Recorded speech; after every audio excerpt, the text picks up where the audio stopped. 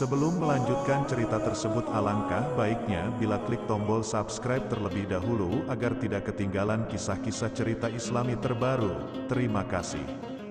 Asma binti Abu Bakar adalah putri Abu Bakar dari istrinya, Qutailah binti Abdul Uzza al-Amiriyah, yang telah diceraikan semasa jahiliyah. Ia lebih tua 10 tahun dari adiknya Aisyah radhiyallahu an, salah satu dari Ummahatul Mukminin. Ketika Abu Bakar dan Rasulullah Shallallahu Alaihi Wasallam berangkat hijrah ke Madinah, mereka berdua bersembunyi di Gua Sur selama 3 hari. Kaum Quraisy yang kehilangan jejak mereka berdua mendatangi rumah Abu Bakar. Begitu pintu dibuka oleh Asma binti Abu Bakar, Abu Jahal berkata, "Di mana ayahmu?" "Demi Allah, aku tidak tahu di mana ayahku berada," kata Asma. Abu Jahal sangat marah dengan jawaban singkat ini. Ia mengangkat tangannya dan menamparkan dengan keras pipi Asma sehingga anting-antingnya terlepas. Setelah itu mereka berlalu dan memerintahkan untuk memblokade semua jalan keluar dari Makkah. Tidak lama kemudian, kakeknya Abu Quhafah, ayah dari Abu Bakar, mendatangi cucunya tersebut karena ia mendengar kalau Abu Bakar telah meninggalkan kota Makkah. Ia khawatir kalau cucu-cucunya terlantar setelah ditinggal pergi ayahnya. Ia menanyakan kepada Asma tentang harta yang ditinggalkan untuk biaya kehidupan mereka. Asma sangat memahami kekhawatiran yang dirasakan oleh kakeknya ini. Dan sebenarnya lah Abu Bakar telah membawa hampir semua harta kekayaannya sebanyak 6.000 dirham. Karena ia bersiasat untuk menenangkan hati kakeknya, ia meletakkan batu kerikil di lubang penyimpanan uang ayahnya dan menutupinya dengan kain. Setelah itu ia menuntun kakeknya yang telah buta tersebut dan meletakkan tangannya di lubang penyimpanan uang sambil berkata, "Inilah harta yang ditinggalkan untuk kami, kakek." Abu Quhafah meraba kerikil yang tertutup kain dalam lubang penyimpanan, dan menganggapnya sebagai uang dirham yang cukup banyak. Karena itu ia berkata, "Baguslah kalau ia meninggalkan ini untuk kalian." Setelah bersembunyi selama 3 hari di Gua Sur, Nabi Shallallahu Alaihi Wasallam dan Abu Bakar memutuskan untuk berangkat ke Madinah. Asma mempersiapkan perbekalan, makanan dan minuman untuk perjalanan beliau dan ayahnya, lalu membawanya ke Gua Sur. Tetapi ia lupa tidak membawa tali untuk mengikatkan perbekalan tersebut ke tunggangan. Karena itu ia membelah 2 ikat pinggangnya. Satu potong digunakan untuk mengikat perbekalan ke tunggangan, satunya lagi dipakainya sebagai ikat pinggang. Melihat apa yang dilakukannya ini, Nabi Shallallahu Alaihi Wasallam menggelarinya Za'atun Nitaqain, yang memiliki 2 ikat pinggang.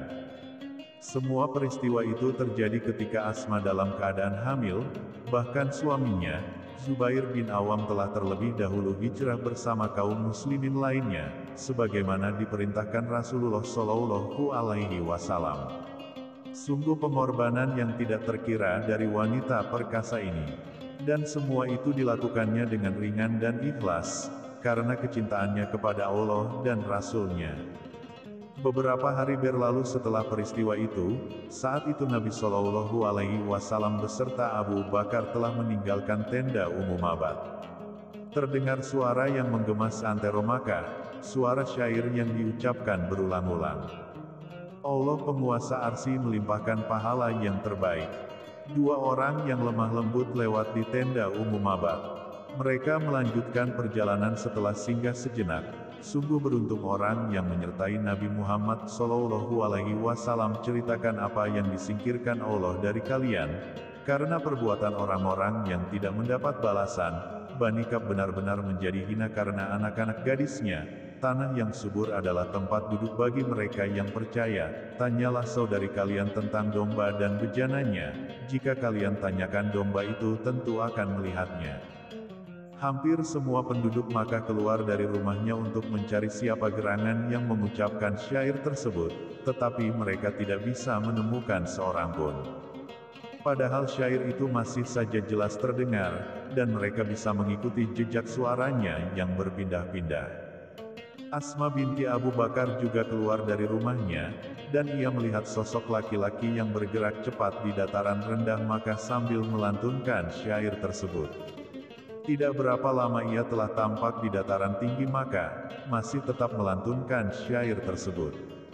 Namun demikian hanya Asma yang melihatnya, sementara penduduk Makkah lainnya hanya menemukan jejak-jejaknya di pasir, dan juga jejak suaranya. Melihat gerakannya yang cepat, tentulah ia bukan manusia biasa, layaknya jin saja atau malaikat, wallahu alam.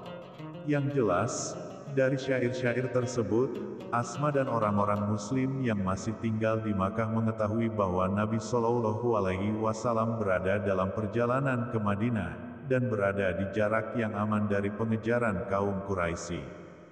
Beberapa hari berlalu, setelah suasana kota menjadi tenang kembali karena hijrahnya Nabi Shallallahu Alaihi Wasallam dan Abu Bakar, Asma dan saudara-saudaranya menyusul hijrah ke Madinah beserta beberapa orang Muslim yang masih tertinggal. Setelah beberapa hari tinggal di Madinah, ia melahirkan seorang bayi laki-laki yang diberi nama Abdullah. Kaum Muslimin, baik dari kalangan Ansar ataupun Muhajirin menyambut gembira kelahiran Abdullah bin Zubair seakan memperoleh durian runtuh. Mereka mengeluh-elukannya bahkan membawanya keliling kota Madinah melewati kampung-kampung orang Yahudi. Apa sebabnya begitu heboh penyambutan kelahiran bayi Asma ini? Orang-orang Yahudi di Madinah ternyata tidak senang dengan kehadiran Nabi Shallallahu Alaihi Wasallam dan kaum Muhajirin di sana.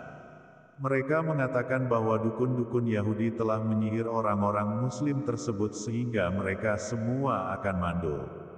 Karena itulah ketika Asma melahirkan putranya, kaum Muslimin menyambutnya dengan gegap gempita dan membawanya melewati kampung-kampung Yahudi untuk membuktikan bahwa apa yang mereka katakan hanyalah kebohongan semata-mata. Asma sempat mengalami masa-masa sulit dalam kehidupannya, kemudian berbalik menjadi kelimpahan. Tetapi semua itu tidak merubah kesalehannya dan ia tetap teguh memegang kebenaran. Allah memanjangkan usia Asma dan ia mengalami masa-masa fitnah, hingga saat beralihnya kekuasaan ke tangan dinasti Bani Umayyah. Ketika ia melahirkan putranya, Abdullah bin Zubair, dan putranya tersebut dibawa kepada Rasulullah Shallallahu Alaihi Wasallam, beliau melihat suatu gambaran jalan kehidupan putranya tersebut. Beliau bersabda tentang Abdullah bin Zubair, dia laksana domba, yang dikelilingi oleh harimau yang berbulu domba. Setelah peristiwa Karbala dan Harah di Madinah, disusul kemudian dengan kematian Yazid bin Muawiyah, masyarakat Hijaz dan sekitarnya membayat putra Asma, Abdullah bin Zubair, sebagai khalifah dengan kedudukannya di kota Makkah. Sementara di Syam, Bani Umayyah mengangkat Marwan bin Hakam, kemudian digantikan oleh putranya, Abdul Malik bin Marwan. Khalifah Abdul Malik ini membentuk pasukan besar berkekuatan 40.000 orang dengan komandannya yang bengis dan kejam, Hajjaj bin Yusuf As-Sakafi, untuk menyerang Makkah, khususnya untuk membunuh Abdullah bin Zubair. Pasukan Syam ini melakukan pengepungan kota Makkah selama berbulan-bulan sambil menyerangnya dengan manjanik, katapel besar dengan peluru batu-batuan dan terkadang berapi, sehingga sebagian Masjidil Haram dan Ka'bah mengalami kerusakan. Akibat pengepungan ini, sebagian besar anggota pasukan Ibnu Zubair menyerah atau membelot ke pasukan Hajjaj karena kekurangan makanan dan kelaparan, tetapi ada juga karena berbagai tawaran kenikmatan duniawiyah yang ditawarkan oleh Hajjaj. Para pengikut yang setia mendampingi Ibnu Zubair makin sedikit, dan ia mengkhawatirkan keselamatan mereka. Tetapi mereka ini tidak mau meninggalkannya sendirian sebagaimana teman-temannya walau nyawa harus menjadi taruhannya. Abdullah bin Zubair menemui ibunya, Asma binti Abu Bakar yang telah berusia sekitar 97 tahun dan telah buta matanya, untuk mendiskusikan masalah yang dihadapinya.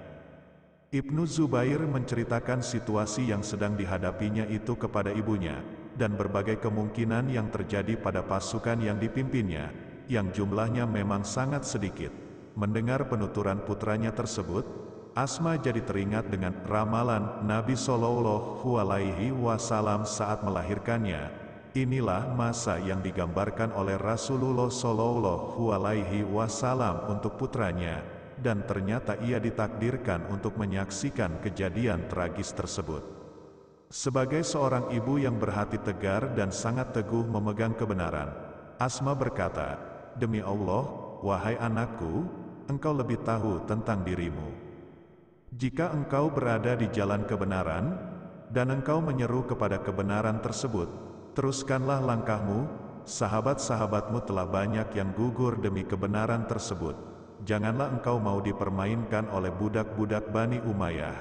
Tetapi jika sebaliknya, engkau hanya menginginkan dunia, engkau adalah seburuk-buruknya orang yang mencelakakan dirimu sendiri dan juga orang-orang yang berjihad bersamamu."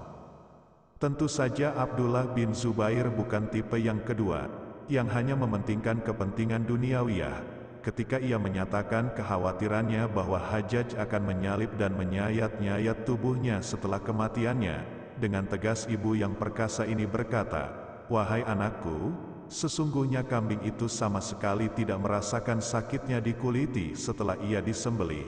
Teruskanlah langkahmu, dan mintalah pertolongan kepada Allah." Abdullah bin Zubair menjadi lega, karena sesungguhnya yang dikhawatirkan adalah perasaan ibunya. Sesaat kemudian Asma berkata lagi kepada putranya, "Aku memohon kepada Allah, semoga ketabahan hatiku ini menjadi kebaikan bagimu, baik engkau yang mendahului aku menghadap Allah, atau aku yang mendahuluimu."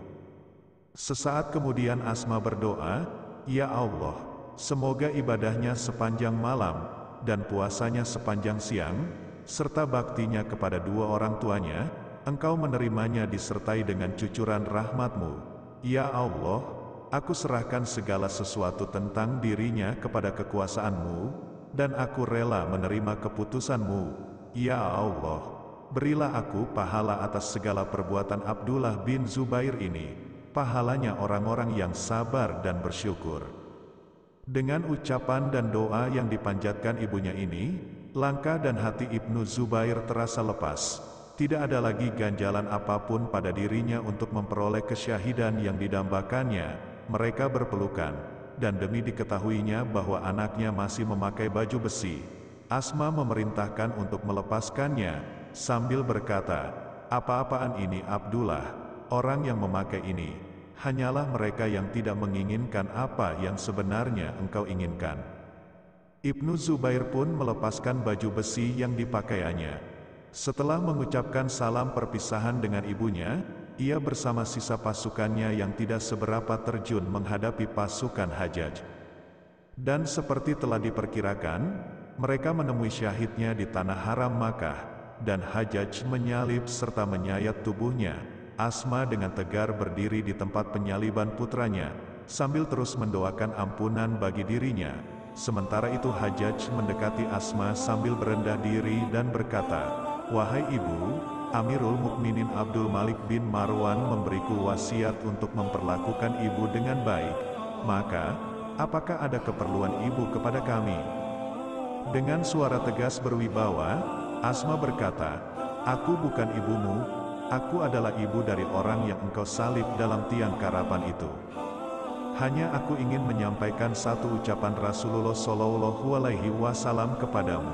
Beliau bersabda, akan muncul dari Sakif seorang pembohong dan seorang durjana, bengis.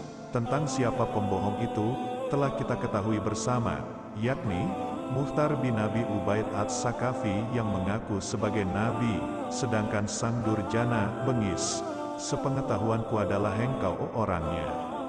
Hajjaj tidak berkutik dengan perkataan Asma ini dan ia berpaling pergi. Kemudian Asma memerintahkan untuk menurunkan jenazah anaknya dan menguburkan dengan layak. Tetapi sebagian riwayat lain menyebutkan, Hajjaj memenggal kepala Ibnu Zubair dan mempersembahkannya kepada Abdul Malik bin Marwan di Syam. Asma binti Abu Bakar wafat beberapa hari setelah kematian putranya tersebut, yakni tanggal 17 Jumadil awal tahun 73 Hijriah. Menurut sebagian riwayat, ia merupakan sahabiah, sahabat wanita yang paling terakhir meninggal dunia. Demikian kisah riwayat sahabat Rasulullah Shallallahu Alaihi Wasallam di atas.